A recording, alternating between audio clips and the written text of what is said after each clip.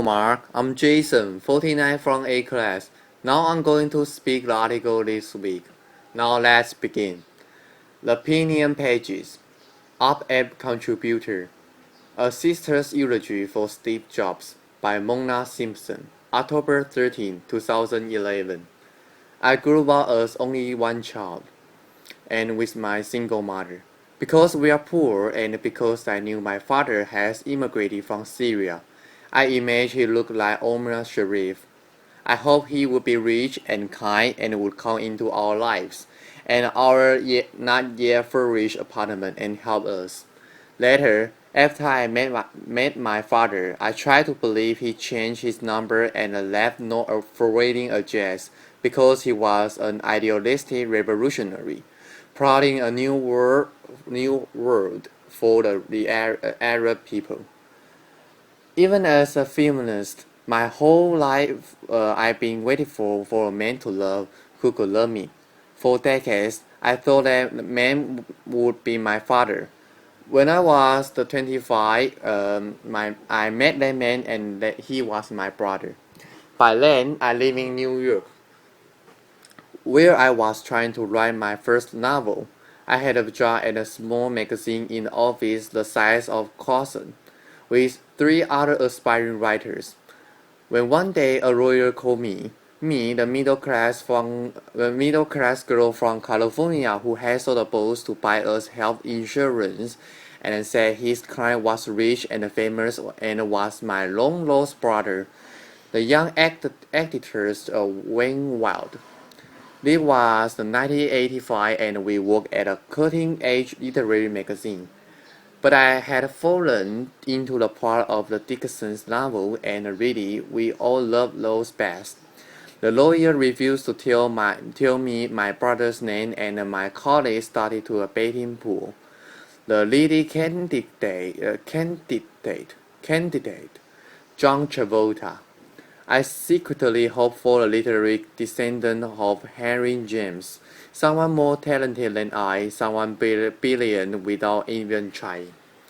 When I met Steve, he was a guy my age in James, Arab or Jewish looking and handsomer than Omar Sharif. I took a long walk. Something it happened. Then we both liked to do.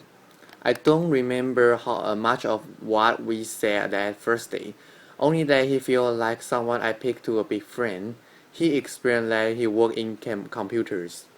I didn't know much about computers. I still work on a manual elevated typewriter.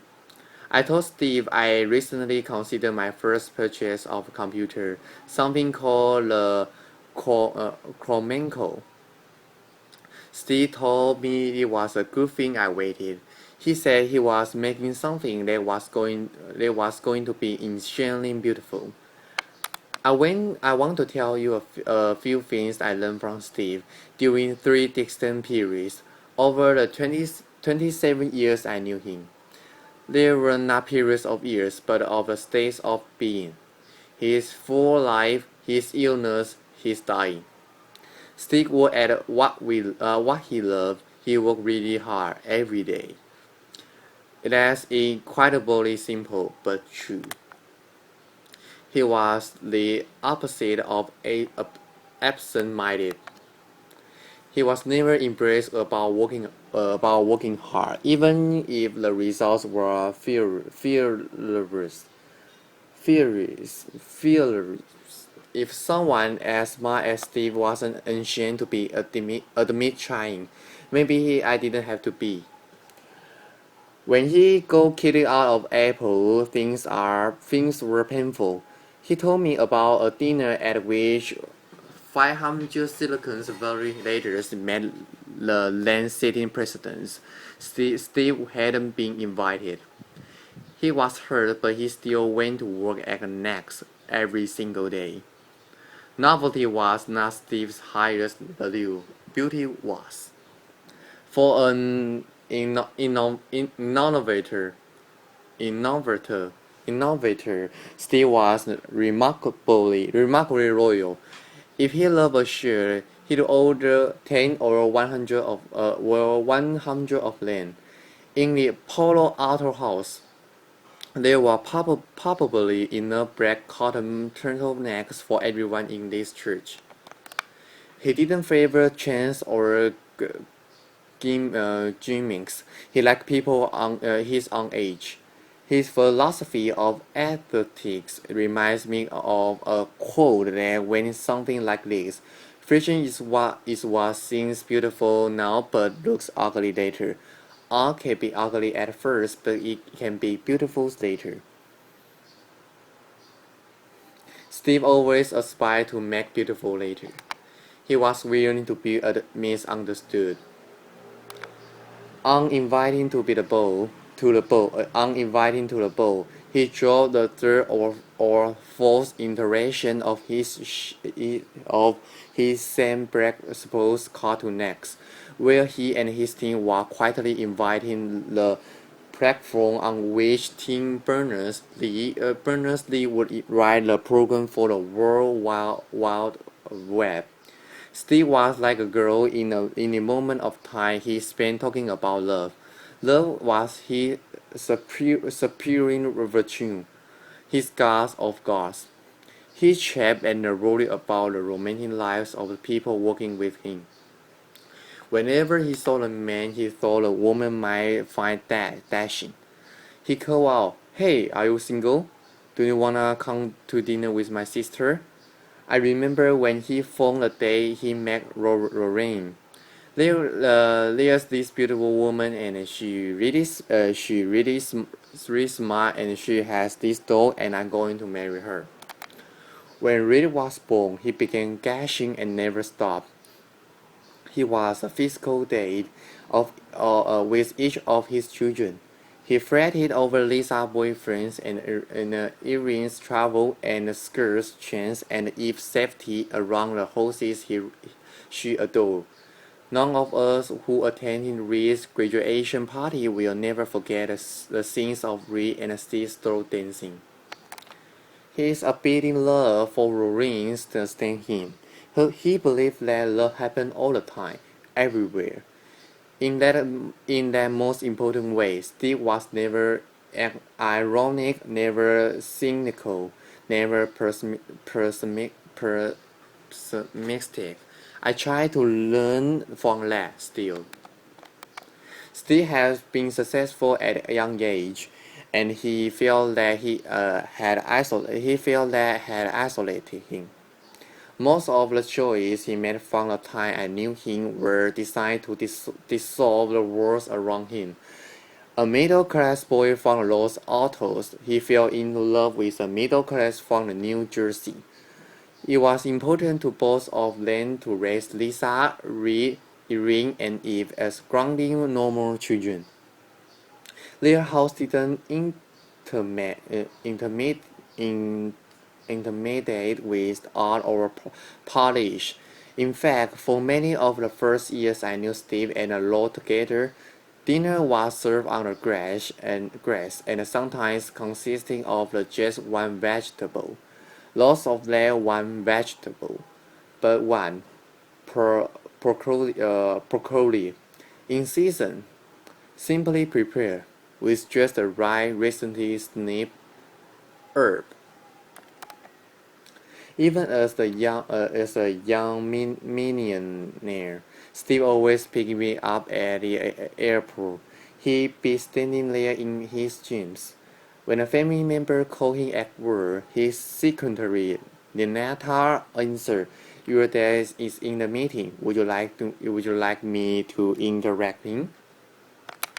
When Rick insisting on dressing up as a witch every Halloween, Steve, Lorraine, Irene and Eve all went weakened. Their once embarked on chicken's remodel. It took years. They could on the hot plate in the garage. They could on the hot plate in the garage. The Pixar building under construction during the same period finished in half the time, and there was it for the Palo Alto house. The bathroom stayed open, but it was the crucial distinction. It had been a great house to start with. Still so to that. This is not to say that he didn't enjoy his success. He enjoyed his success a lot, just minus a few heroes. He told me how much he loved going to the Palo Alto bike store. Uh, he told me how much he loved going to the Palo Alto bike store and gleefully realized he could afford to buy the best bike there, and he did. Steve was humble. Steve liked to keep earning. Once he told me if he grew up differently, he might have become a mathematician.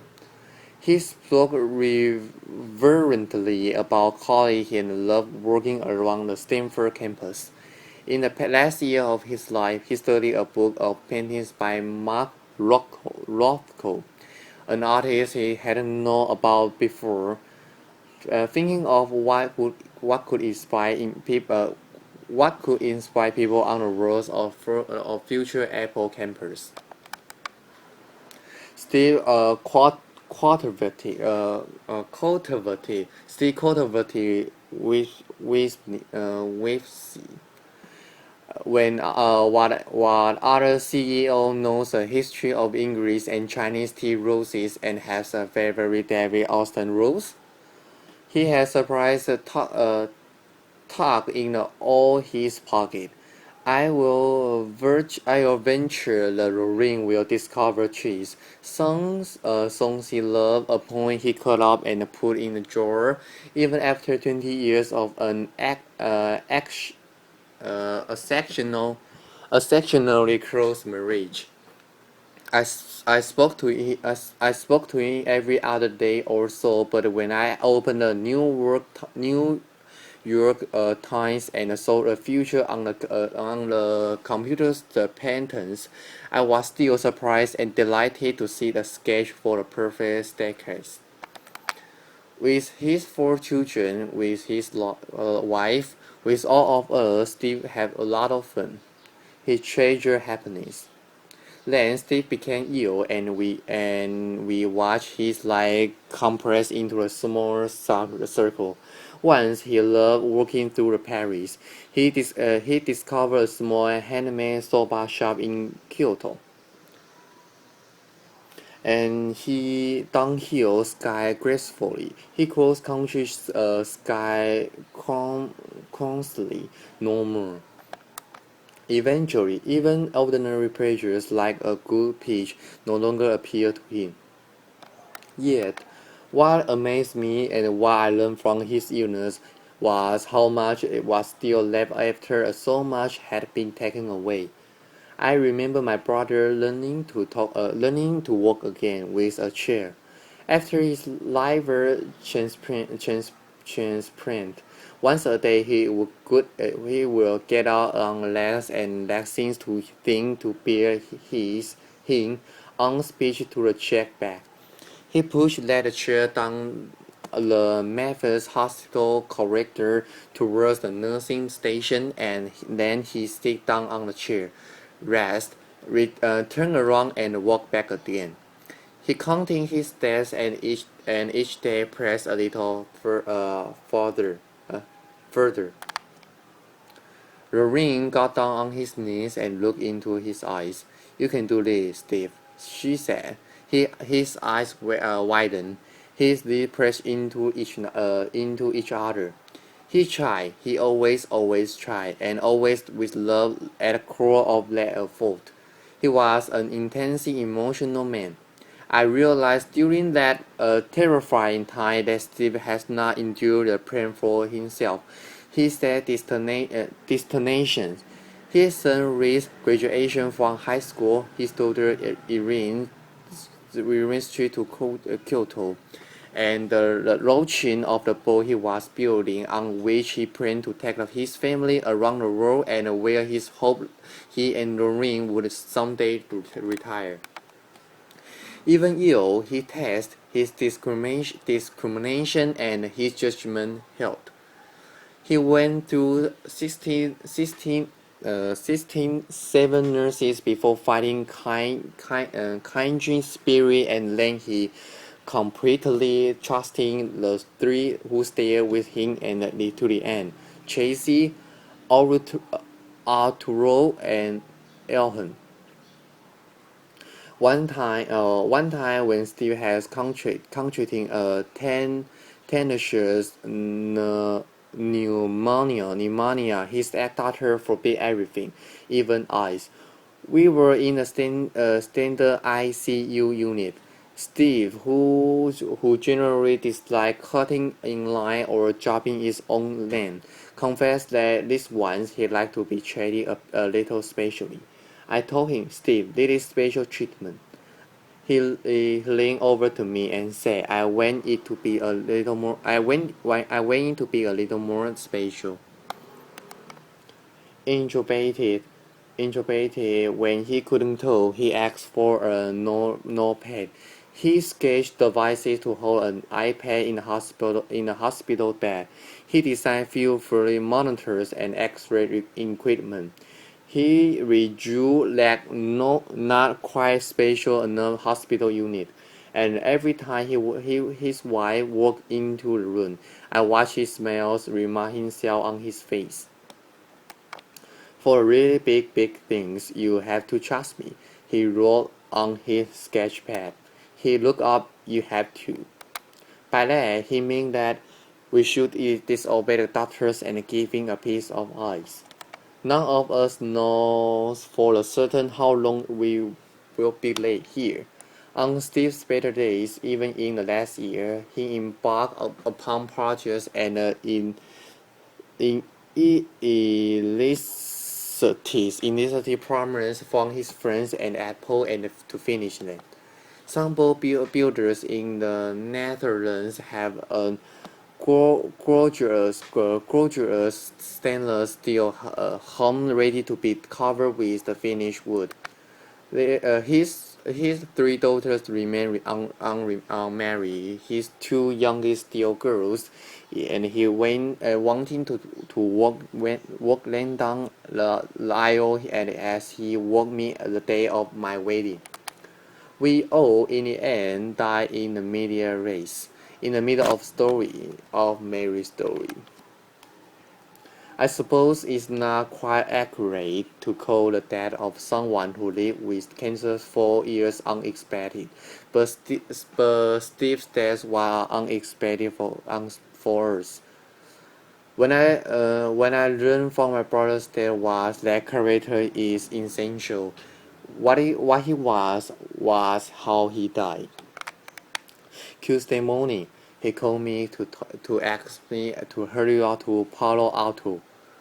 His tone was affectionate, dear, loving, but like someone whose luggage was already strapped onto the vehicle, who was already on the beginning of his journey, even as he was truly sorry to be leaving us.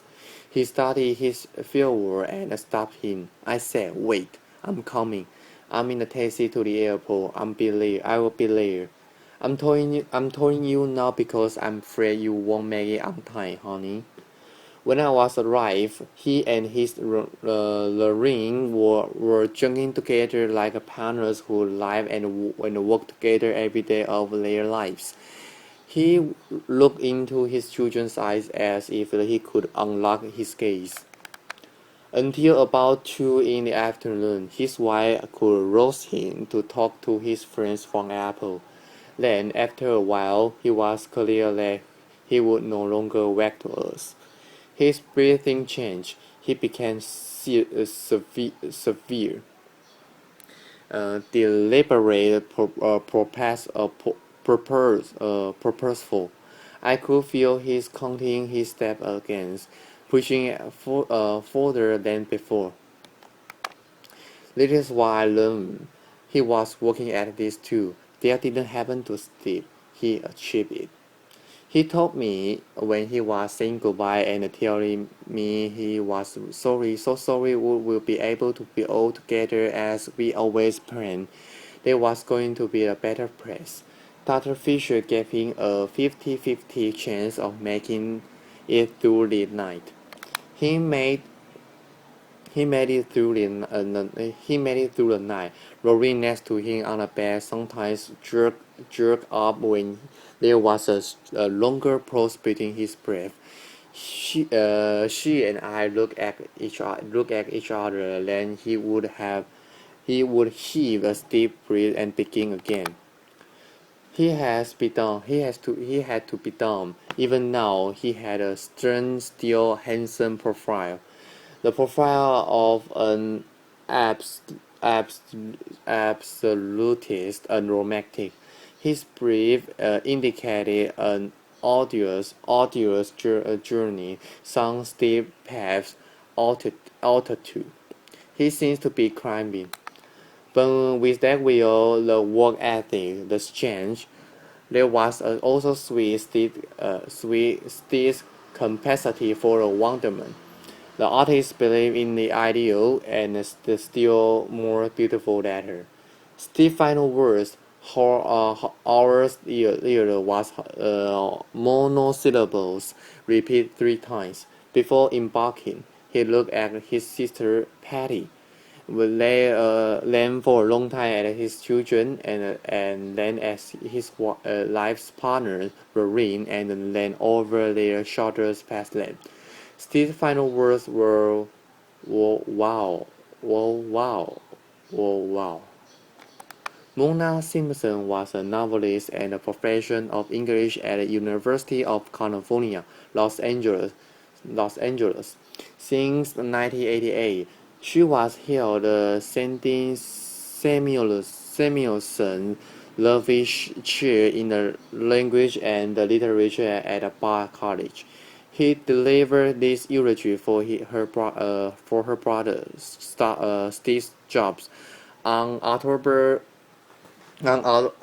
16, 2011, at his memorial. At his memorial service at the Memorial Church of Stanford University. Thanks for listening.